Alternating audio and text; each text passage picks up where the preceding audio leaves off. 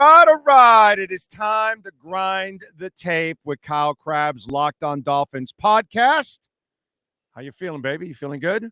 I'm good. I'm fired up for tomorrow night, and hope everything's well with you. How's your foot doing? Great, dude. I'm walking and I'm Good. driving. I went to my first concert last night in months. So even one of my listeners offered me a pair of tickets for Journey and Toto, parking pass and all at the Hard Rock. Mm.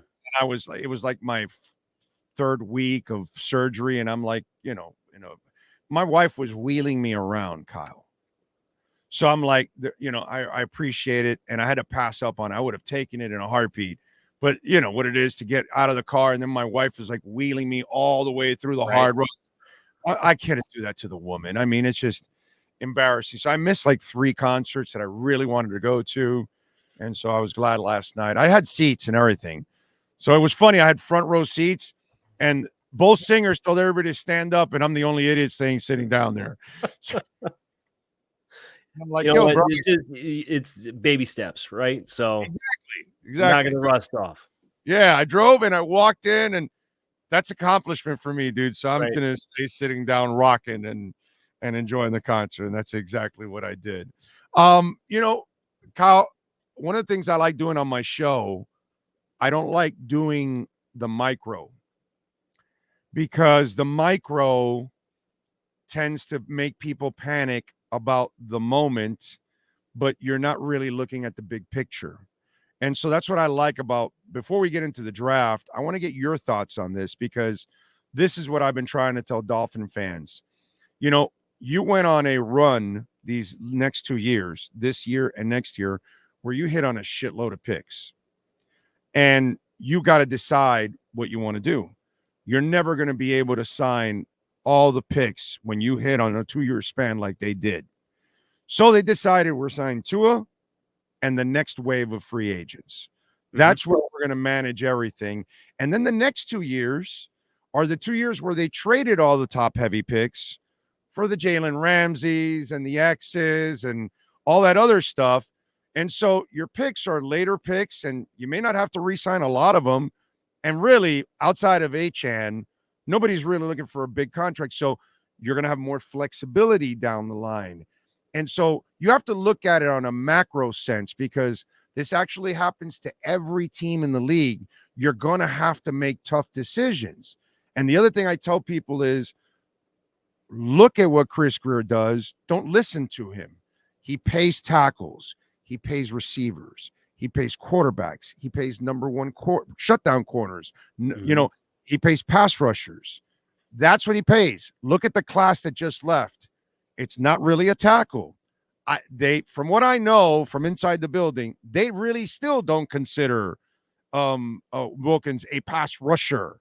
So they weren't going to pay him pass rusher money. Next year, your pass rushers up, your number one receivers up. It gets ugly all of a sudden. Yep. You got to start paying these kind of people. So for me, I try to explain the macro instead of the micro because the micro has, it's a cap crisis. No, dude, this is part of the process. And if you look at the big picture, it's kind of set up for them over the next couple of years where, okay, now they got to be kind of tight over the next 2 years to take care of in-house business.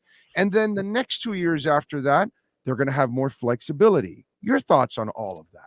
Yeah, I think looking at the micro is how you end up with the opinion of the first Monday of free agency was one of the darkest days in the history of the franchise, which is just like an offensively out of touch opinion to come away with when you lose Robert Hunt and Christian Wilkins to the tune of, what was it?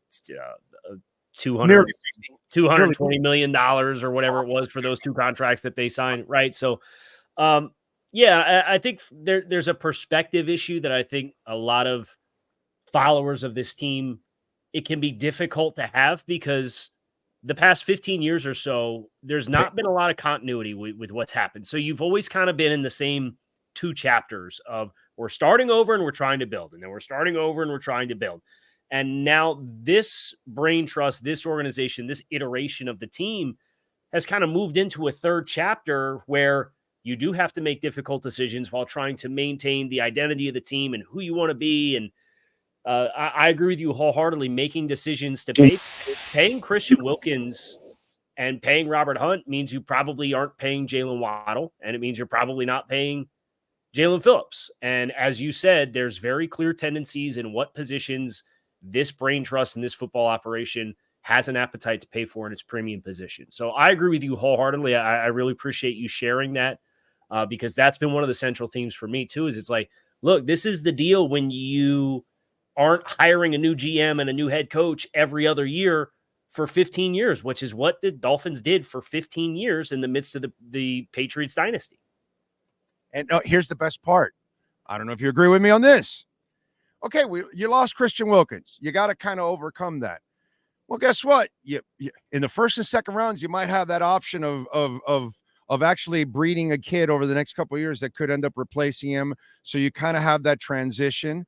But the way I look at it, I think you got better at linebacker with Brooks. You got deeper. You got better at corner with Fuller. So it's like the first, you mentioned it right off the get-go. The first day panic, I'm like, what is wrong with you people? Can you just wait till they do everything? Right. And it's been genius. The way they've revamped the team is what people don't understand, actually. And then, oh, no, this is a setback. This is a reset. No, dude, there's no time for Chris Greer and Mike McDaniel to reset. They don't have that luxury. They got to win, dude. They got to win and get out there. And they're doing it. And then I don't think people understand the way they're going about things. And that's the problem. And you panic. But now when you, again, instead of the micro on the first day, now we look at what's gone on over what's it been, nearly 60 days or something, 45 days. Now the picture on the macro end looks a hell of a lot better, correct? Yeah, and I think that's going to be applicable for the draft too, where we're going to get whatever pick they make at 21, and it's going to be the best thing ever, or it's going to be the worst thing ever. The draft is 7 rounds long, and you don't need to be ready on May 1st to play a football game, right? There's a whole other wave of free agency that happens. There's the other talent acquisition opportunities that are to be there to be had. And I think this theme would be good perspective to carry into the draft too. Now, if they draft another corner, would I probably be a little annoyed? Yes, absolutely. You draft another corner high after Cam Smith in the redshirt year. There's things that they can do that would push my buttons, but at the same time, get the full picture of what the full draft class looks like in every decision that they make, and then try to see it for what it is, and then look out across the rest of the league and see what else is available for veterans in free agency. I'd love for them to get another safety, for example. But if they don't, and they've got this post-June 1st money that's rolling around, I still got Quandre Diggs out there in free agency. I still got Justin Simmons out there in free agency. There's going to be options there.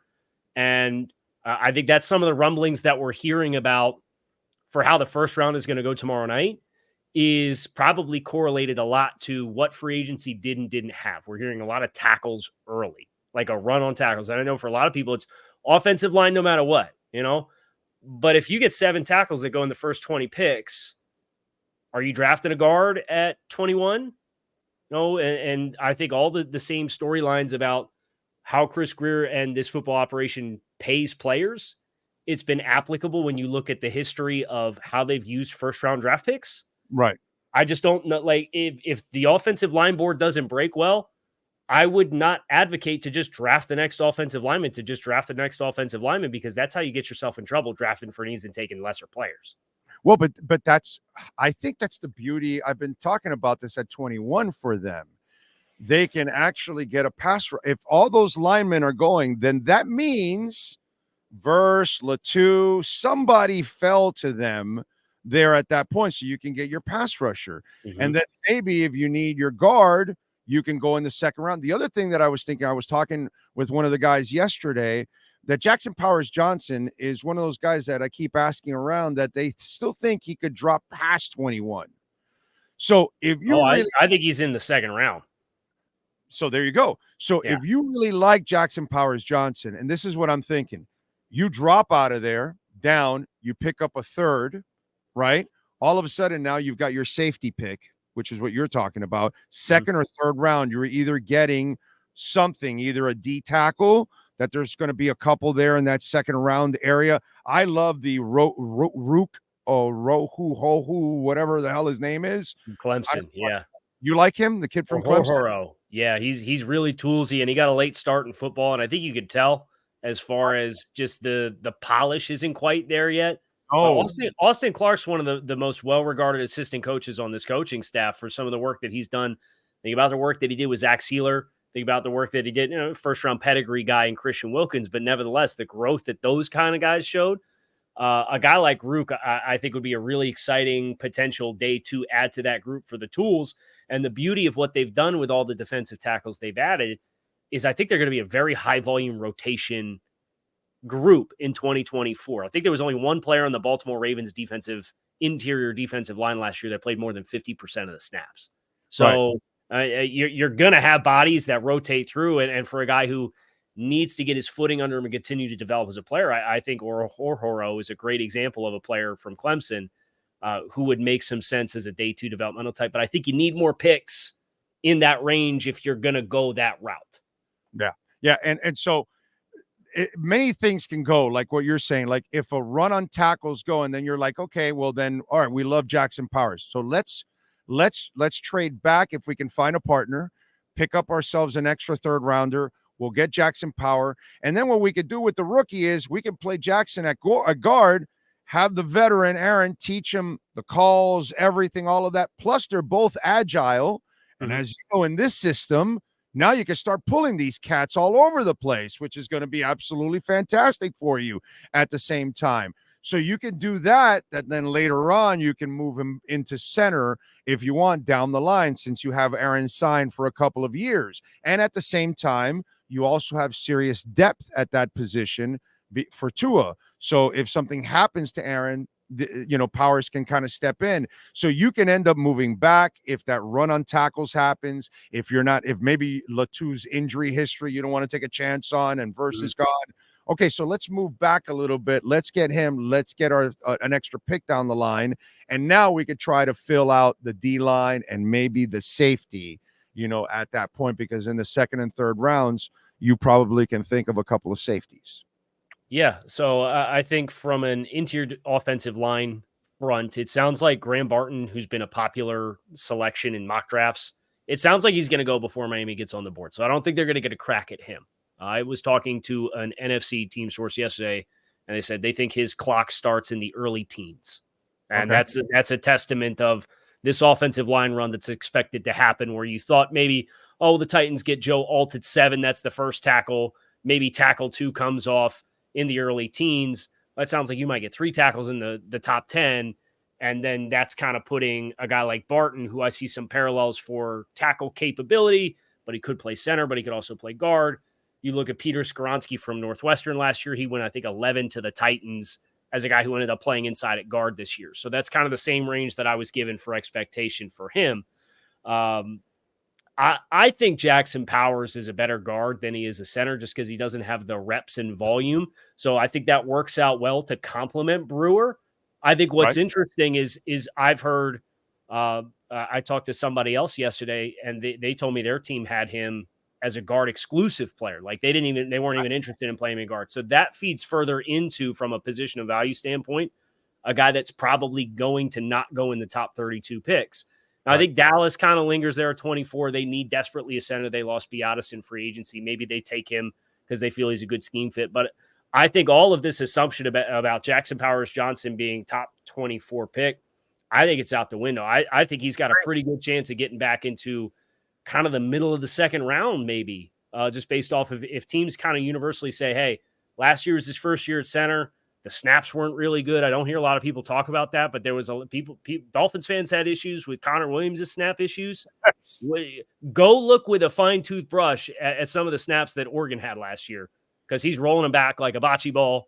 He's putting them behind the guard where Bo Nix got to reach across the guard's butt to try and get one in the shotgun snap in their own 2-yard line. Like that stuff exists on his tape. So I think that's a great opportunity if he does get into the middle of the second round. That can be a kind of player that I like Brewer a lot in this system at center. I don't like him at guard because he is a smaller player. He doesn't quite have the anchor. I thought his pass rush issues and pass protection were amplified in 2022 when he played at guard versus playing at center. So I feel like that's kind of a good chemistry blend. And if you get into an emergency break glass situation, he can play center. I just think he'd be better at guard.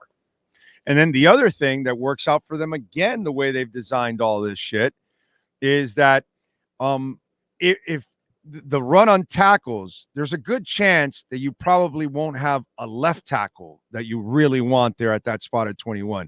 There's a good chance you'll have a right tackle, a guy that can play guard or right tackle. Well, the beauty of the Dolphins, again, I'm thinking macro. This is what I try to bring to people on our damn show, is that I'm of the believing that Austin Jackson's athleticism, his confidence is soaring, and that in another year, he would be ready to move over to left. And so the youngin can come in and play guard this year and then be moved over to right tackle.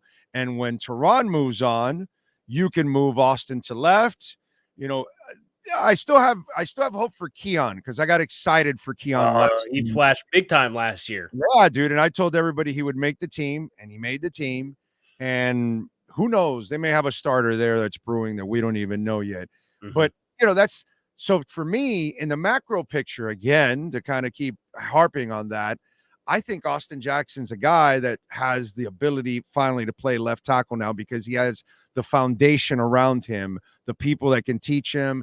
And you always kind of looked at him that way, and his athleticism is supreme. So I just kind of think that they could be paying him the right tackle money for the next couple of years playing left tackle, which is a Chris Greer special, by the way. Right. And you know, you get into the macro and decisions and good economic outcomes for you. I mean, that's the Zach Sealer contract too, right? On the other side of the ball. You tried to negotiate with Christian Wilkins all summer long. You get the roster cut downs. Christian don't want to sign. Okay, we'll sign Zach for half the money, and he's going to give us more sack production and more pass rush productivity than Christian did anyway. So right. I think that's a great point as far as capitalizing on some of the positional versatility that Austin came in with from USC, being a left tackle, playing there early, playing at guard, playing at right tackle, settling in there, signing a right tackle contract in kind of the make or break year. Now they've got a ton of flexibility, and I think the floor does exist of that's an adequate level starter at worst. And I think he's still got a lot of room to get better. Exactly. That's my thing. And now you have the right people teaching you.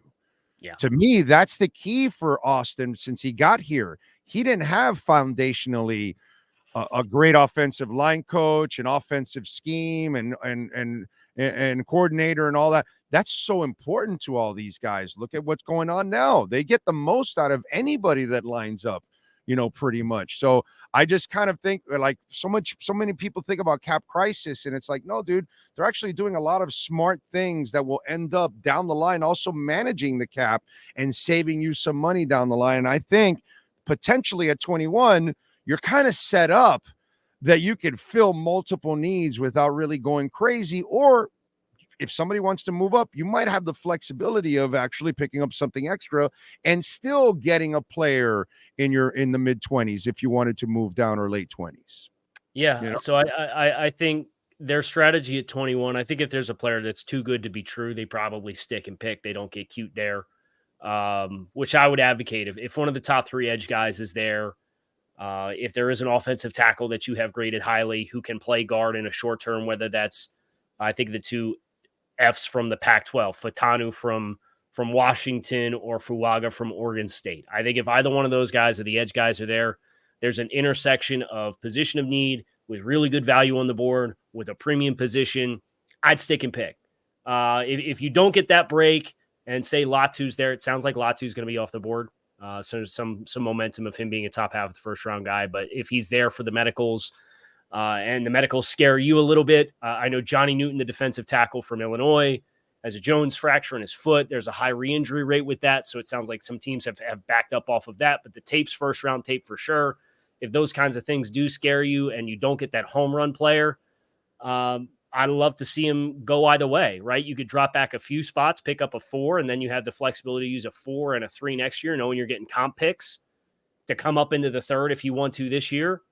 Or you can go big back and you can hopefully cash in on where the real meat, I think, of this draft class is, which I think there's about 20 players that you feel really good about. Miami should have a crack at one because of the quarterbacks that go early, but top 75, top 100 it's a really good class in that regard, and Miami's kind of lean there. So I think they'll have options. I wouldn't be mad either way.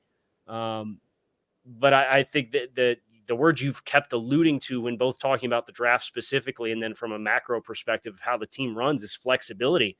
How many times do you get into since 2019, 2020 with this version of the Dolphins, and they talk about what they want to be, and we want to be flexible. We want to be able to make adjustments on the fly. We want to have the ability to make decisions, to be aggressive when we need to be aggressive or when it's appropriate to be aggressive, or be conservative and transition and pivot.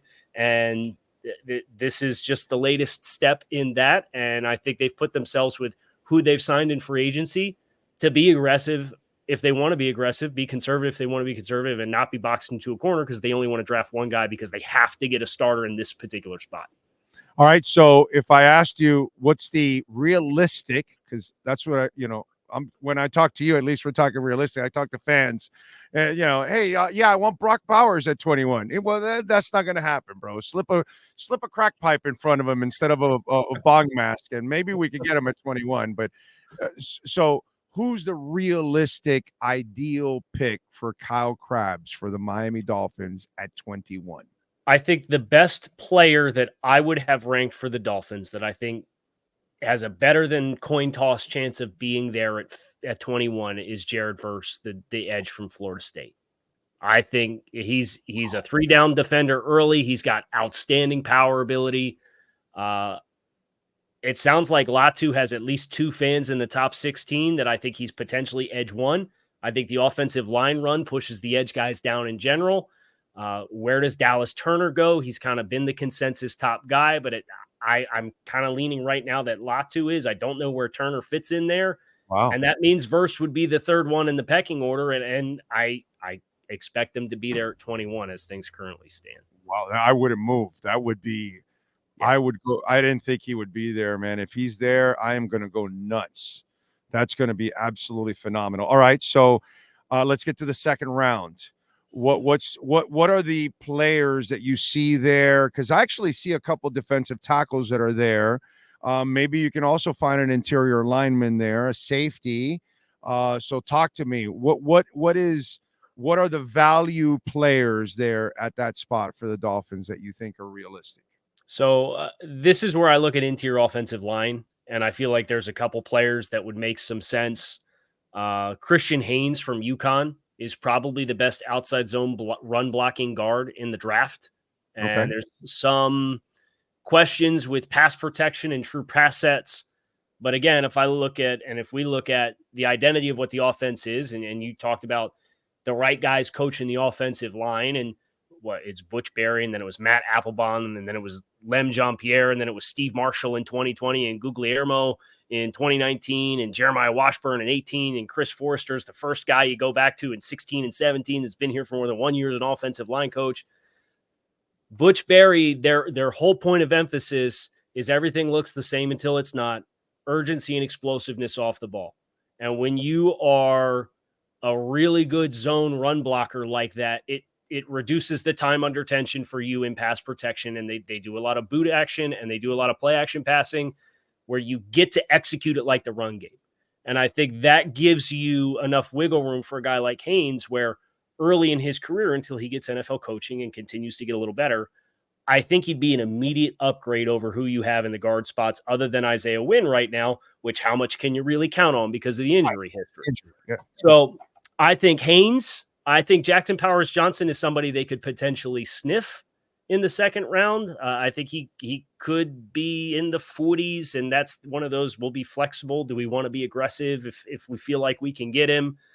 I think Cooper Beebe at guard, he played tackle at Kansas State. Left tackle, right guard, right tackle, right guard, left tackle, left everything other than center, right? Other than center. That guy's played 4 out of 5. I like him, dude. He's a big-time phone booth guy, so he's got some good vertical displacement too, but he's got a little bit of tackle athleticism to him. So he's a real wide body type too. If you like guards that are built like refrigerators or your office desk, like he's got that look about him. And it makes you run a little extra around the loop when you're trying to turn the corner on him in pass pro too. So I think that's a sweet spot for guys like that. And I think because of what you saw in free agency, where you had a lot of teams that spent big time dollars on guards. And I think that's the one kind of storyline where the tackle free agent market was really bad. And now we're hearing we're going to get a really early run and a lot of urgency to draft tackles in a good top heavy tackle class. Teams spent big time money on guards in free agency. A lot of them. The Panthers, they gave Damian Lewis $13.5 million per, and they gave Robert Hunt $20 million per. And that's just an example. I mean, you had the Georgia kids, the Georgia kids, the Detroit kids. Jonah Jackson got, I think, $15 million. Robert Hunt's old teammate, Dotson, got $16 million for the Rams. Like, teams spent money on guards. I think that gives you a better chance of having some of the rookie interior players get a little further down in the draft order, where Miami would have one that would make a lot of sense for them to pick. You know, it's interesting because when I watched the two players, they're a lot alike in the way they play their game, and yet the people coaching them kind of manage things a little bit differently. And what I mean by that is, and I know Teron was there for a while in New Orleans, obviously, but around Drew Brees, they were very center and guard centric. They always were focused on having very good center guard because shorter quarterbacks need the pocket to be really, really strong because they use passing lanes more than taller quarterbacks. Taller quarterbacks are able to see over the blocking sometimes, so they can see the whole play developing. Whereas what people don't realize, I always tell somebody, because a scout told me this 20-something years ago. He goes, I was at a bar with him, and he goes, all right, I want you to do this. I want you to get here in front of the table, and I want you to lean down and get under the table and put your hands under the table like you're a center. And I'm like, you want me to fucking do this in a bar? Are you out of your mind? And he goes, yeah, just do this for me. And so I did it. And he goes, so how you seeing things now? And I go, well, a lot lower. And he goes, so imagine if you're a smaller quarterback and you're crouched down, and then when you stand up, bigger people are standing up in front of you. How can you see everything? Smaller and this is way before Tua came to the mix. And he goes, smaller quarterbacks are seeing a receiver, and then they're seeing him disappear. Then they're seeing him reappear. Then they're seeing him disappear. Do you know how hard that is to throw through those windows? It is very hard. So it's very important to have. Now, on this team, there seems to be a real more focus on the tackles, not nearly as much desperation as New Orleans. So as a guy that watches tape, and I'm sorry if I put you kind of in a weird spot, because this is kind of a question that came out of nowhere. What do you see in that?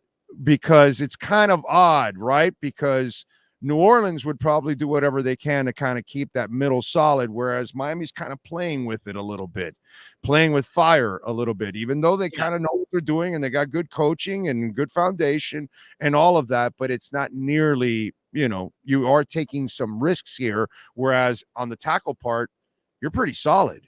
Overall, I can tell you got Keon and Kendall Lamb backing up these two guys, so you're pretty solid. So kind of the philosophy of New Orleans around Breeze, and then the philosophy around Tua.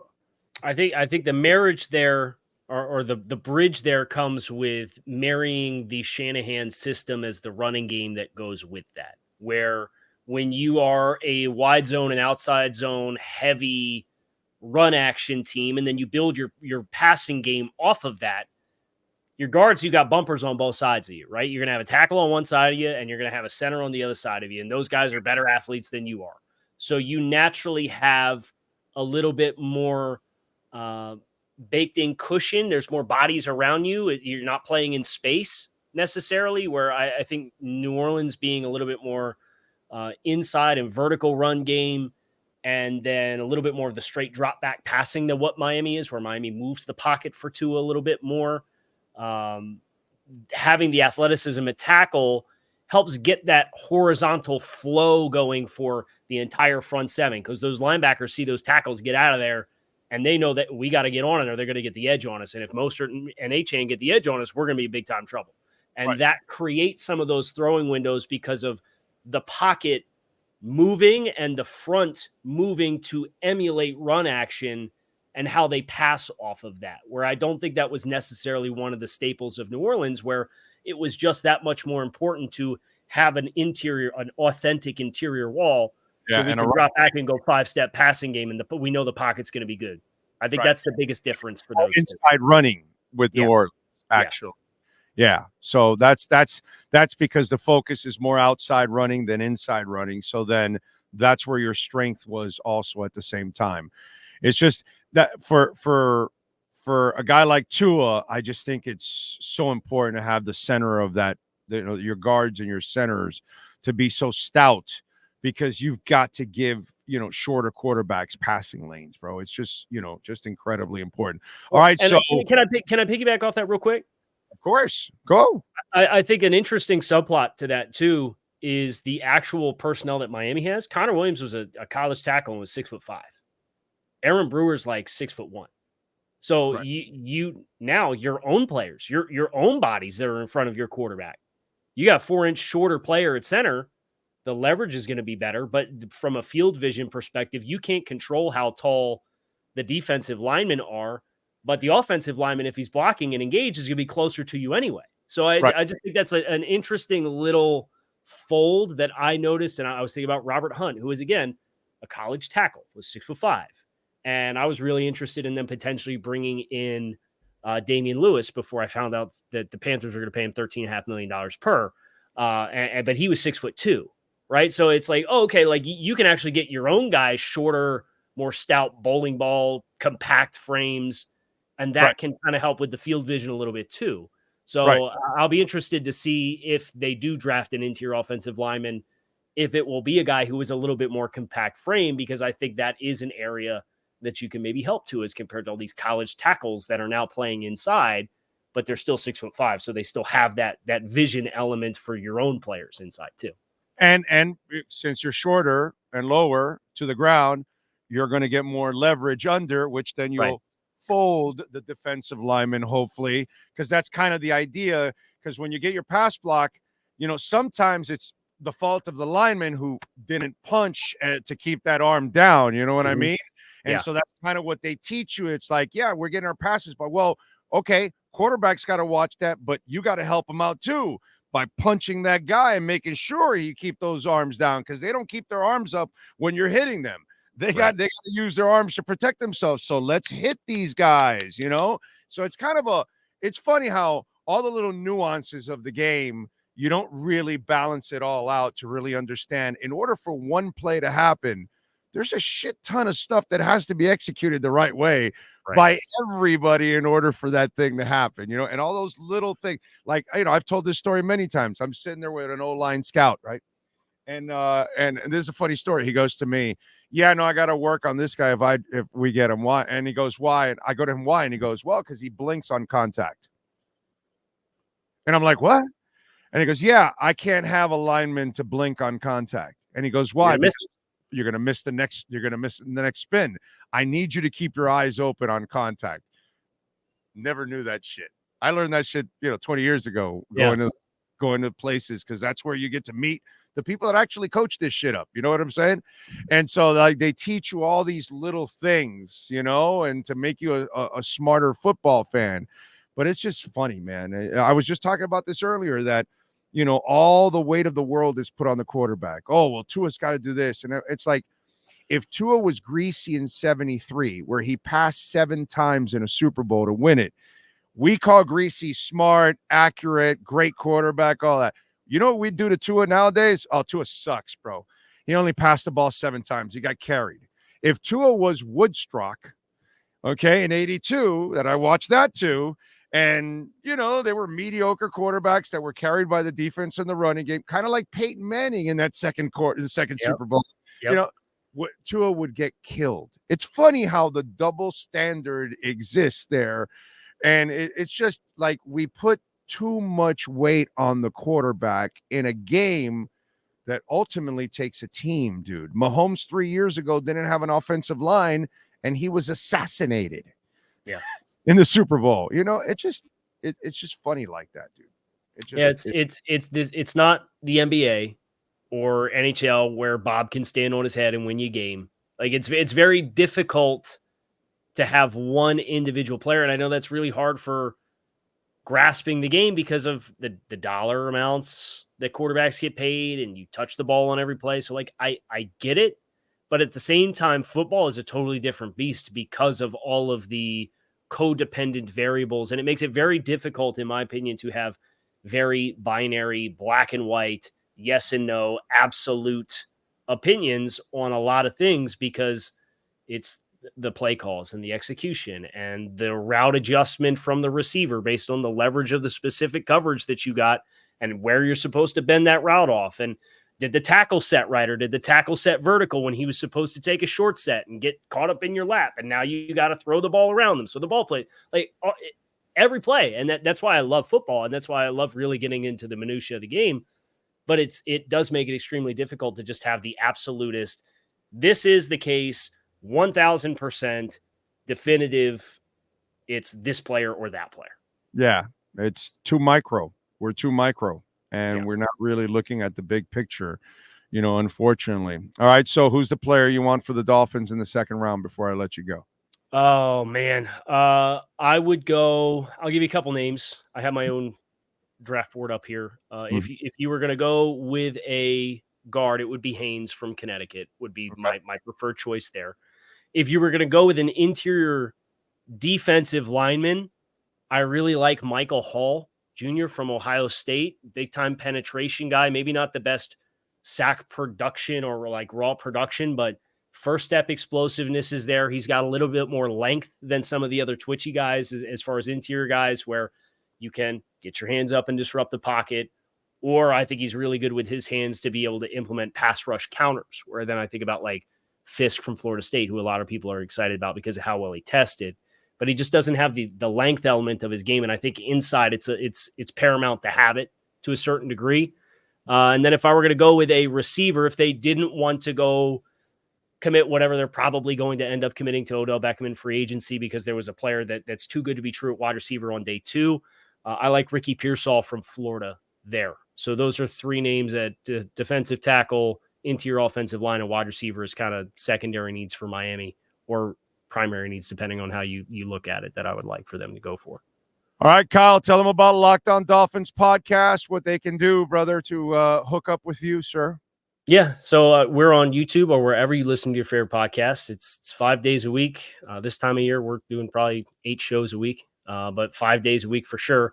And we try to really get into a lot of the same things that you're talking about, Big O, as far as the why. I love exploring the why. And when decisions are made, you explore why the decisions are made. You talk about how it can go right, how it could go wrong.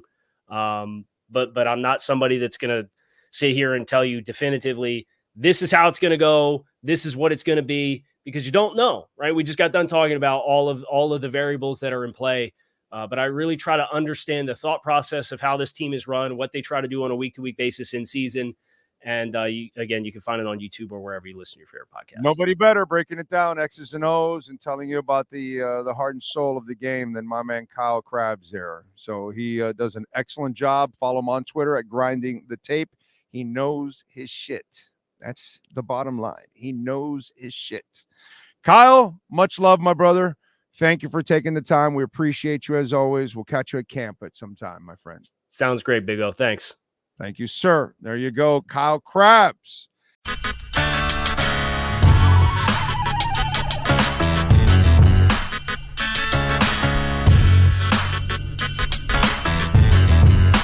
This is the Big O Show.